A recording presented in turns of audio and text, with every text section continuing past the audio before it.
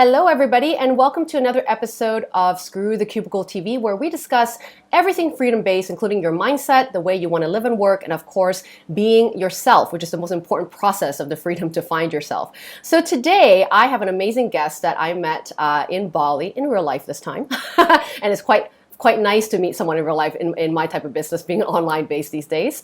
So Andrea, who you see here with me, Andrea Featherstone is a straight up mindfulness coach, which I've never had on the show, which is I'm excited to have her on. And she's a former cynical pessimist from New Zealand. And Andrea runs Project Self and Bloody Good Life 101 and a radically honest website and mindfulness program teaching indecisive, high achieving perfectionists, me, how to chill their mind out so they can leap out of the rut and out of bed and decide what to do next in their life. And that may include something important like what to have for dinner. Thanks for being on the show, Andrea. Thank you.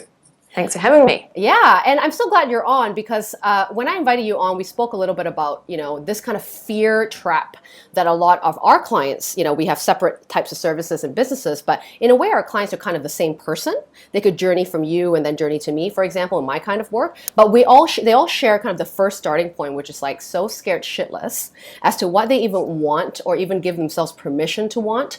And they get stuck in this point for many, many years. And maybe sometimes they get help with someone like you, but that point is always the starting point that people come to me about of how can I kind of work on this on a day-to-day basis. So it's not just like a one-off, just because I want to quit my job, I do this now, but not make it into kind of a daily practice. So I really want to get your feedback and your insights being the mindfulness professional on, what's your take on that? What's your, when someone says, fuck that, like, let's just stay in our safe, boring job because this doesn't feel as bad, but what if that, and what if this, like, how do you kind of bypass that inner critic or that fear-mongering tactic your mind could be doing to you?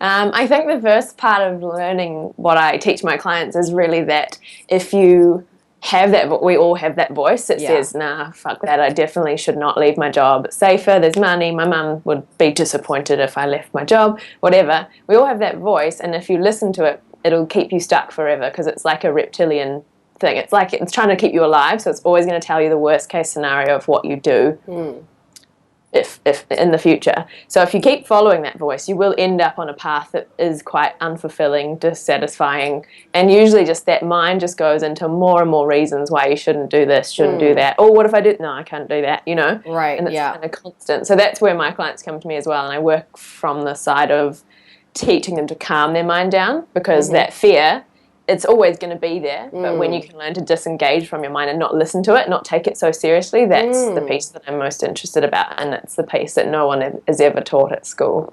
And you're right about that. Like, I wish they had a mindfulness course for teenagers. Like, when you start developing your own thoughts and concepts and perspective about the world, and like, I know I still have that problem, and I'm a full-grown adult. It's like figuring out if that voice is really me, or is it like a production of my mother's upbringing being instilled upon my values and beliefs. So how do we tell the difference? Like, how do we tell the difference between, like, am I believing this because the emotion is so heavy that it's causing me to be this way or feel that way, and this is really who I am? Or and who is this other voice, and how do you tell the difference between, who we are and kind of conditionings or, past fears that are causing us to behave not in the way we want to? Yeah, that's a tricky one, actually. It's kind of like you need to learn a new language because, like when you're a kid, you just kind of knew what you wanted. You didn't want that, and you did want that, and you did want to wear a Superman costume, and you didn't really think about it. You just went, that's it, that's what I want. Right. And then you did it, and that's because children don't have a very highly developed prefrontal cortex, which is that voice in your head, your mind. So as that develops, you start to have this voice that goes, people might judge me for that. No, don't do that. Don't do that. And what does my parents think? And and so you start to like live smaller and smaller. So the more momentum your mind gets, the less you do what you really want. Sure. But as a kid, even small babies, even they kind of know what they want. Like they just scream or they cry or they're happy or whatever. And they'll usually like reach out and grab a toy and put it in their mouth. They use their 5 senses and they use their emotional, like get basically like what they can feel inside their body, pain and emotion. And we have those languages too, because we used to be able to speak them, and animals have them too. We're the only things that have minds where animals don't. Right. And so if we can learn to feel what emotions we're actually feeling, which most people, definitely most of my clients don't aren't able to feel, they usually feel quite numb because they've numbed a certain level of overthinking stress and gone, oh, this is me. If we can learn that language of what it actually feels like in your body or in the five senses, you start being really clear on what you really want. Because when you can feel an emotional response to something, what happens invariably with my clients, they all come to me, we'd go through 4 months of learning mindfulness, and by the end of it they quit their job because, and I have nothing to do with it, because when they learn how to feel how they're actually feeling without distracting and numbing, they can't stand the pain that they've been in for so long because they hate their job so much. And it's what I would say is to distinguish the voice in your head, the language, the words. If you could say it, write it, or speak it, that's your mind. And I would say don't listen to it. But if you can feel it and you feel something's wrong, listen to that. It's like you could call it your gut instinct or your whatever, but I would just say if your emotions are like, no. And obviously then your mind can cause fear, like, oh, no, it's not right. But if the fear has like a little bit of excitement with it, then that's where you should be going. Right, yeah. If it's just straight fear, then maybe not. And what about those circumstances where people are like, because, you hear some experts that talk about feelings and emotion. And sometimes the emotion could be fucking you over as well, because how can we tell if the emotion is like from a higher self or highest good person versus an emotion like, let's say, for example, let's put it into a situation. So let's say I want to go on stage and speak to an audience, and that scares the living shit out of me, but it's what I really want. But everything in my feeling and emotions going, don't do it. Oh my God, we're shaking, we're sweating. How could this be right? I mean, you don't want to feel this way. So take yourself out of that circumstance and never feel this again. How do we know that, when is our emotion fucking us over versus is this something that is natural for me to feel? And because, you hear Marianne Williamson will say that, if it ain't scaring you, right, it ain't big enough and it's not what you're supposed to do. So how do we distinguish that? Yeah, I would say probably you need to go into, what I do with my clients is go into the triggers, so you work out what things trigger you. And then you usually go back and maybe find the story from when it first started, like, one time I fell off the swing and therefore, Yeah. And so you start to see what you're naturally triggered by. So you just sort of start to monitor when I'm going to have a fight or flight response to something, which is just an emotional response to something that you perceive as dangerous. So your mind perceives public speaking as very dangerous. Right. Because you might get kicked out of the tribe if people don't like you, basically. Right. Yeah. So once you have you've got an idea of all the triggers that you have, you can start to differentiate between what's just a random trigger reaction and what's like a real, like, my gut feeling is that I should do this. And usually those fight or flight responses are really quite quick and they're usually in response to a trigger event, whereas those like more gut instinct emotions are something that's just going to keep coming up, like like you should leave, or just a feeling of ugh when every time you think of work you go ugh, if that keeps going. So it is I think through basically my answer is you need to learn mindfulness so that you can hear what your mind is saying, because usually you have your gut instinct emotions, but your mind can say something that then makes your body have a reaction. And so if you can learn mindfulness and learn to see what your mind is saying, and your mind's going, fuck, don't get on stage, terrible idea, you can disengage and go, oh, that's interesting. Look at my mind freaking out over there, and you can say, okay, well, I know why it's freaking out. And then you separate and you go, okay, but I've decided earlier before the event that this is one of my top values that I want to push myself, for example. Yeah. And then, then you can differentiate what emotion has been caused by your gut instinct and what has been caused by what your mind came up with. Yeah, I love that. I love that idea, because I do believe in this talking with the different parts of you as well, because there's always, when someone says, that piece of you that says you're not good enough to do something, it's like, why don't we ever ask why? Because if you got a girlfriend saying that, like, they're like, Andrea, you know what, you're not that good, and I don't think you deserve to be on stage, and you wouldn't be like, oh, okay. I mean, you would go, why did you just say that? What's behind all that? And we don't ask the why question, I think, with ourselves. We just accept it because it's this kind of voice that we can't see, and therefore it's not a thing, and I can't ask the questions. But same thing with you. I encourage my clients to have that inner work dialogue, like type it out and see what's actually happening between the conversation. And you might be able to see that actually perhaps that part of you may be giving you a clue as to what you need to work on or what you need to get confident on to let it be okay with you to be on stage. So perhaps you do need to hire a public speaking coach, because that would actually be really good for you. And you've just been, it's not to say you can't go up on stage, but there's all these needs that you want to fulfill, which is confidence and, the know-how, the technique to it all as well. And if you have all that, then the fear about being on stage wouldn't be as overwhelming. Right? There's something to do about it in a sense. But I think if we don't have that chat, we then don't know what to do and how to feel about it. And then we just kind of, it's on the back burner for our entire lives. And then we have the regret moment of could I have done it? Right? The what if moment again. So yeah, very true. That happens. Now, I want to talk a little bit about creativity, because a lot of people that watch the show are creative people in some sense, whether they're artists, musicians, coaches, anyone that's in a realm of painting a different picture in the world, through voice or through a physical thing, right? And creative people get really overwhelmed, I think, with ideas, but they also are quite stubborn in the way they want to operate, So they've understood their creativity, but then when it comes to showing it to the world, all of a sudden they're unsure. They're like, oh, I used to think I was really good at this, but now that I have to charge for it, I'm a little bit unsure about where I am. And they want to, I call this thing kind of, always build a business around your genius zone, right? Which is things that you do naturally ways that you impact and fascinate other people on an authentic level. Like, you don't have to try very hard. So how can someone that's creative and want to be original in their work kind of maintain in this mindfulness of in the zone or being in their genius zone and being able to then decide what practical actions they need to do to create a business or perform in the business by staying in that in the zone minute or period of time?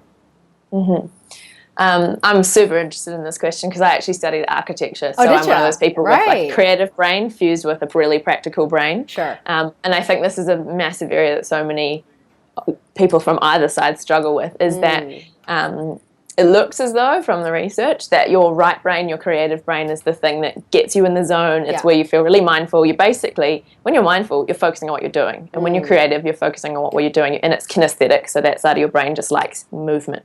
So it's not like you sit down and think, logically, I'm going to paint this, do this. You don't like map it out that way. It just kind of happens and you create something you don't even know where it came from. And that's like the state of flow. And then I guess you have your logical brain that goes, no, that's a terrible idea. We definitely shouldn't do that. Oh, maybe put the line over there or whatever it is.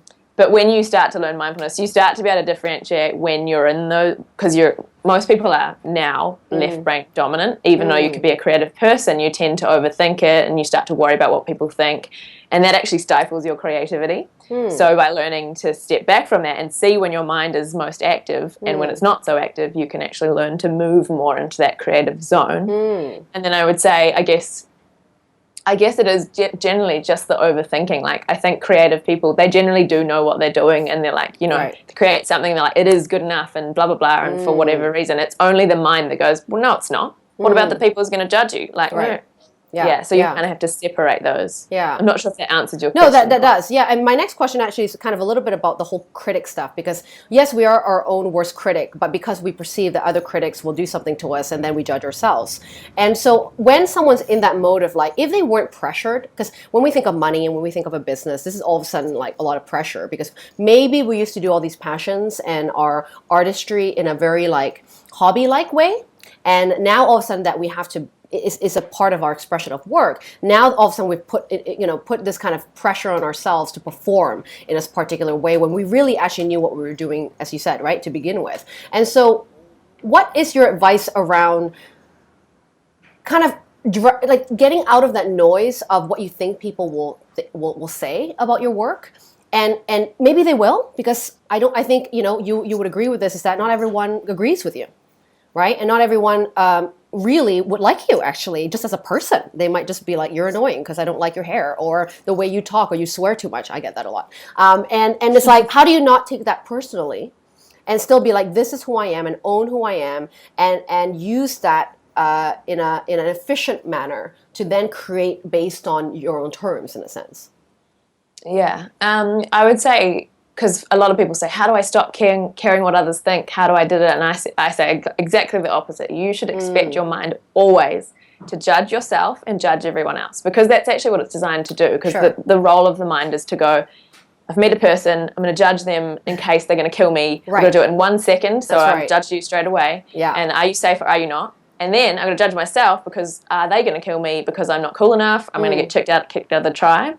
So I say to people, absolutely, listen to your mind. Just hear it say, well, you're a dick, you can't do this, you know, whatever. Yeah. And also watch your own judgments about other people, but don't listen to it. That's the difference. And then so when you get into that creative zone, I would suggest doing some mindfulness activities like you could do, creating itself is a mindfulness activity, but meditate for 10 minutes before, do a guided meditation or whatever, or get into your body somehow. And then if you're doing and creating with physical movement is quite a good one, because you can try and focus on your bodily sensations as you're doing it. If you're painting, focus on your sensations as you're doing it, or if you're creating music, you just get really immersed in one of your senses. Right. So basically creating involves one or more of your senses being really, really focused on. Right. And when you really focus on those, basically what you have is you back here, you're the observer, and you've got your mind, your 5 senses, and your internal sensations, like your emotions and physical pain. And you, the observer, if you're in your mind, you're not going to create creatively and you're going to stop yourself. But if you're in your 5 senses or in your body, you'll be creating, and you can only have your attention on one of those things at any time.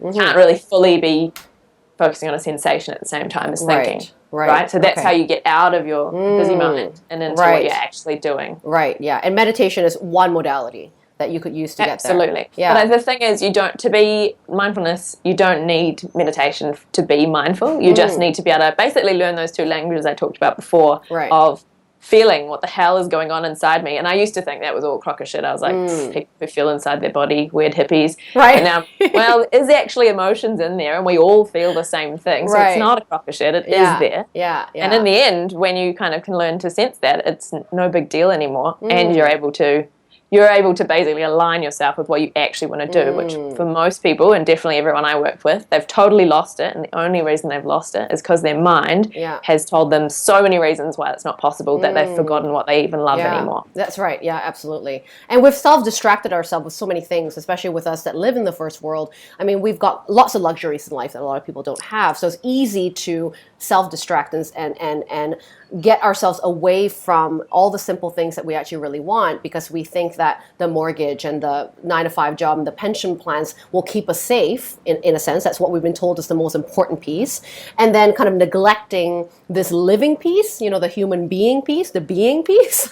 And that's what causes, I guess, the sadness and the depression and this misalignment with what we came here to do, right? How we want to express ourselves in human form, in a sense. And this brings me to a question that I want to ask, and my God, we're already almost at 20 minutes. Can you believe this topic is so meaty, which is great. What I want to ask about is this term mindfulness. So you and I have met in Ubud, where it's like the Mecca capital of spirituality. I don't know why I did the air quotes, but you know what I mean. Spirituality, spirituality. And I see this kind of different ways that people define spirituality. To some people, it's about these tribal circles and meditation and chanting, and which is awesome, through dance and that sort of realm. And then to other people that are, let's say, where we met at Ubud, a co-working space, to them, mindfulness is about being present in their way of service, creating all the time and being the pilot of their own flight, that other way of mindfulness, in a sense, for them. And so when I say mindfulness to my corporate friends or even clients that just came from corporate, they're like, no, I don't want to go into that woo-woo shit. It's like I get that, but it's like it's too woo-woo for me, and I don't get how it applies to my life. So this whole theory, so we read a lot of books, Deepak Chopra and blah, blah, blah, right? Desire map, and we're like, awesome. And then there's this like moment of implementation, like how does it apply to my life? And so what is working with clients, obviously from the first world and having probably these corporate clients as well, what do you think is like this misconception about mindfulness, whether it's difficult to implement, whether they think they can do it or not, or how to define it? What's the misconception about mindfulness that you see happening time and time again? There's so many at the moment, isn't there? Because it's actually becoming really popular in corporate, and I'm getting contacting, corporates are getting into it because now there's studies that show productivity, massive benefits with learning mindfulness, and also the approach behavior, whereas as opposed to withdrawal behavior, so the ability to go towards something you love rather than just always running away from stuff you're scared of, that ability in your brain is actually, the approach behavior is increased by mindfulness meditation, and the withdrawal is, so when the withdrawal methods are what cause people to go into depression and anxiety. So a lot of more people are talking about it, but now there's this bit of divide between the people who are still like, that's bullshit hippie stuff, and the people who are like, you've taken all the meaning out of mindfulness, it should be Buddhist, blah, blah, blah, and you're turning it into a corporate productivity model in order to make workers work even harder. So like it's a bit of a crazy, it's at the moment quite a lot. And I used to think all of self-development stuff was just absolute bullshit. I'm really, really practical, and I was one of those people that hated woo-woo people. Well, that's your cynicism from the past, right? That you imagine, the pessimistic way, I was your typical like snobby architecture graduate. Like, I'm super smart. All the happy people are clearly unintelligent, and positive only comes when you're stupid. That's how I really felt. Right, yeah. But so since... Okay, so anyway, sorry, get back to the actual question. So I would say there's some confusion, I think, with the term mindfulness itself, and I personally think we probably need a better word for it, but it's hard to define because my definition of mindfulness is learning to disidentify with your mind, and I know that a lot of corporate people think that if they don't have a mind, they won't be able to think about stuff. But the way I see it instead is, right now, your mind is an extremely powerful tool. And right now, it's kind of like untamed. It's like a power tool that you've just left running. Like, no one's controlling their minds. It's just doing. So it's kind of like you leave a power sander on a table and leave it on, and it's just going to spin out and cause chaos. Right? Yeah. But if you can learn how to tame it, if you learn basically how to use your power tool, and you use it, it doesn't mean you're not thinking. It means you think clearly, precisely, logically. Whereas if anyone in corporate ever stopped to be able to just hear their thoughts, not stop them, but just listen, they would find that their thoughts are all over the place. They'll be at work and they'll be like opening 50 tabs, and then they're like da-da-da, and people, it's getting worse and worse for people. So I think it's changing quite rapidly as people realize that as their minds get more and more momentum, like that power tool, out of control, they find themselves unable to focus, and so they become much more readily accepting of the fact that that maybe we need to learn to tame this little mechanism in our head that we don't seem to be able to manage at the moment. Right, yeah, because I mean, whatever the mind produces in a way is causing you to behave in a certain way and see certain things that is there or isn't there, and that's why I think it's never about, whenever my clients go, just give me a good idea, just give me a good idea I can run with. It's like, well, I could give you every strategy in the book about everything and put out exactly what you're going to do in your business plan. But if you don't believe that this is meant for you, or that you know why you're doing it and what you're willing to do for it, and also know why you're designed to do this, and get your mind in order, out of the fear and out of self-limiting beliefs, you'll never do it. The plan's just a plan. It's an external piece that isn't going to do it for you. The way we're going to walk towards it or do the bite-sized task, if it's your brain is kind of clear enough and have enough clarity to kind of allow you permission, in a sense, to do all the tangible actions. Right, but it all starts from the mind, isn't it? Even the best ideas and the most innovative ideas start from you being really clear-headed and being able to see out of the haze, right, and understand the path to then, get you to create the actions that match that path, versus going after every shiny object in the world, but understanding which one best aligns with what you're trying to really express, in your business idea or in your way of service. Right? Yeah, absolutely. I find that so many of my clients end up in that because their mind's so active, usually because they're trying to think, what should I do with my life? What should I do with life? What next? I don't like my job. What should I do? Da-da-da. It gets busier and busier, and they get more and more indecisive. And as a result, they stop being able to focus on one thing. And literally, life is so busy. Notifications on your phone.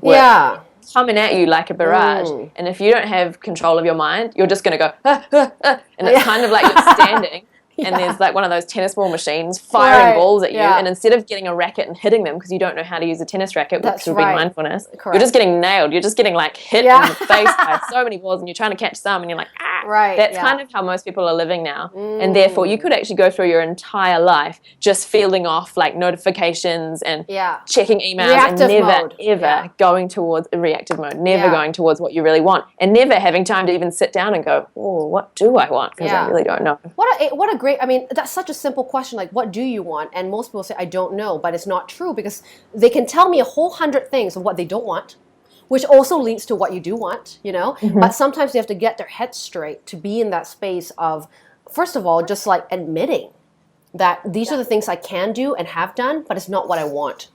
And just that moment of release sometimes of just saying it all out is such a great piece, that then allows some space in their being to now go, what can I fill my time and my efforts with that is actually the pieces that I really want. So what I would really love to end this interview with is kind of something, for people who are in that corporate mode and in that transition stage of going, where do I go? Do I get another job? Do I get a coach to help me build a business? Do I just need to take a goddamn holiday? Like, not knowing what priorities are, and also like the feeling, as you said, how you feel about yourself and how you feel about your role in the world day to day, right? That kind of habitual place that we put ourselves in all the time. Sometimes we need to start with just the day-to-day way of how we are behaving to then get to the answers, because we have to almost set the stage or set the foundation using mindfulness. So what is something that you could recommend that is easy for someone to start when they haven't done mindfulness practice before, or even meditated for that matter? Like, what would you think they could start with that would be a nice win for them in the meantime? There's plenty of different things. I'll just say quickly on what you said before. Basically, you do need to create spaces in which that great deeper intelligence that you had when you were a kid that knows what you want, you have to keep those gaps. But I find that people go, oh, I just need a break, I just need a holiday, and then it will happen. But if you don't have gaps in your thinking, you're just going to go on holiday and worry the whole holiday, or you'll just be thinking about the next time you're going to eat dinner on holiday. So you just have to start to basically, while you're in your corporate job, learn to create gaps in your thinking. And the way to do that is through mindfulness practice. So what I would say to start with, what I get all of my clients to do is use a G-book that I send them, which is basically little simple ways you can wake yourself up and start your day in a really mindful state, because the way you start often carries on. So there's a few things in there, and you can say to my website or whatever. My website's projectself.com.au. Perfect. You can put the link or whatever. But I would always suggest, for the very first most important thing anyone could ever do, is take your iPhone charger out of your bedroom and put it in another room, and put your phone on airplane mode when you go to bed, and put the phone in another room. And I have so much, all my clients do it, and they come back and they go, I cannot believe it, because your iPhone is amazing, but again, it's a tool that makes you go, your mind just go, oh my god, oh my god, oh my god. And if you wake up to that, you're going to set your day for a day of tab surfing all over the place. But if you wake up and you see no notifications, you start your day, you maybe meditate or do some small mindfulness activity, just like making a cup of tea without thinking about anything, without reading notifications at the same time. Your day changes infinitely. So I always suggest people go on eBay, buy I use an iPhone 4 that is too shit to use now, with no apps and just music, because I don't like waking up to a crazy beeping alarm, and that wakes me up, and there's no notifications, and then I start my day, and I probably go about an hour into my day before I check my phone. Oh, whatever happened to good old-fashioned alarm clocks? Yes, I do suggest that people buy them, but I hate how they wake you up, because they wake you up with fight or flight mode, and for me that's the worst zone to be in for mindfulness. You're like, bam, reactive mode. Right. And that's the perfect way to make your mind freak out and go, what's wrong? And it's going to go, to-do list. So I've started changing my wake-up tone. Before it used to be just like a beep, beep, beep, and now it's like a nice music. Exactly. And it's kind of soft. It's like a little dream, and it's waking me up from a dream. So I'm like, oh, this is nice. And then sometimes oversleep, so I need to turn it out louder. But it's kind of nice. Yeah, exactly. I do have a second alarm, actually, a 5-minute one that runs after. A beeping one. Yeah, terrible perfect. Yeah, yeah. So they can have that kind of starting kit, right? That you mentioned. It's a G-book for starting your morning right. It's called How to Start How to Stop a Bad Day in Its Tracks. Oh, lovely. Okay, and they can find it at projectself.com.au. Right? Yes. So, Andrea, if people want to connect with you, work with you, or just plain old say thank you for this interview, where can they find you on the online world?